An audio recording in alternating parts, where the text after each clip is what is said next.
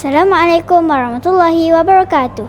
Sirih berlipat terletak rendah, sirih dari Pulau Mutiara. Pemanis kata madah nan indah, awal bismillah pemula bicara.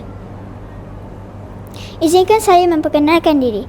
Nama saya Aisyah Aulia binti Muhammad Uthmanul Hakim dan saya berumur 11 tahun. Saya belajar di Sekolah Kebangsaan Kompleks Berang Takik. Kod sekolah saya ialah TBA 7026. Hobi saya ialah membaca buku dan bermain bola jaring. Manakala, cita-cita saya pula ingin menjadi seorang guru. Dalam video ini, saya merasa amat teruja untuk berkongsi mengenai sebuah buku yang telah saya baca, iaitu buku yang berjudul Bijak Dekor. Di dalam buku ini, terdapat banyak isi dan plot menarik, jadi ayuh kita dengarkan. Buku ini adalah hasil tulisan penulis tempatan bernama Alam Anwar. Buku ini diterbitkan oleh Syarikat Blink Sendirian Berhad. Buku menarik ini mengandungi 122 halaman bercetak dan mengandungi 10 bab yang menarik. Buku ini berharga RM12 semenanjung dan RM14 bagi Sabah dan Sarawak. Harga yang ditawarkan sangat berpatutan dan mampu dimiliki oleh pelajar seperti saya. Tema utama yang terdapat dalam novel ini ialah semangat kerjasama berpasukan dan kesungguhan untuk mencapai sesuatu. Jalan cerita dalam novel ini sangat menarik kerana ia mengisahkan tentang seorang pelajar bernama Alisha yang begitu bersemangat untuk memastikan kelasnya mendapat kelas terbersih dan tercantik di sekolahnya.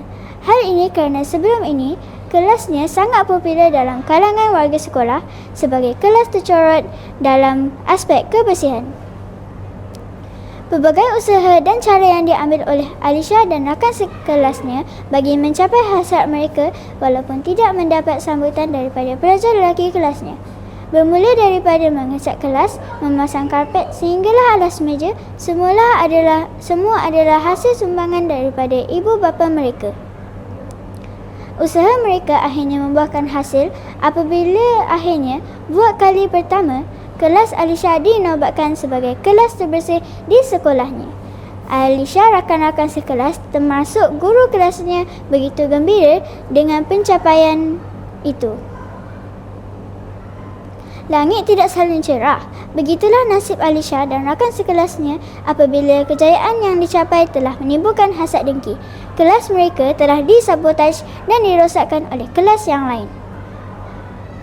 Dalam kekecewaan yang dialami, Alisha mendapat idea untuk kembali bangkit dan memastikan kelasnya kembali ceria. Alisha telah meminta bantuan daripada Nick, pelajar baharu di kelasnya yang mahir membuat doodle. Di akhir cerita, kelas Alisha dan rakan-rakan bukan sahaja dinobatkan sebagai kelas terbersih dan ceria di sekolahnya, namun juga peringkat yang lebih tinggi. Pendengar sekalian, novel ini juga bukan sahaja menarik, namun turut memberikan begitu besar nilai dan pengajaran kepada kita semua. Antara nilai terbesar yang saya dapat adalah kecekalan dan kesungguhan yang ditunjukkan oleh Alisha bagi memastikan kelasnya bersih dan ceria. Selain itu, nilai kerjasama berpasukan yang sangat baik dalam kalangan rakan-rakan sekelas Alisha. Termasuklah dengan kerjasama daripada ibu bapa mereka untuk menceriakan kelas. Dan nilai tidak mudah putus asa Alisha untuk mencari jalan penyelesaian selepas kelasnya disabotaj. Pendengar sekalian, pada pandangan saya, cerita di dalam novel ini menggunakan gaya bahasa yang mudah dengan jalinan cerita yang sangat menarik. Di akhir setiap bab juga dikongsikan tips bermakna dalam aspek kebersihan yang bertujuan untuk meningkatkan pengetahuan pembaca mengenai sesuatu bidang.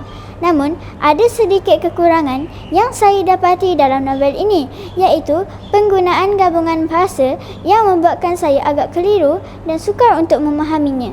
Akhir kata, buku Bijak Dekor ini memberikan banyak nilai dan pengajaran yang sangat baik dan positif kepada pembaca. Sekian, terima kasih.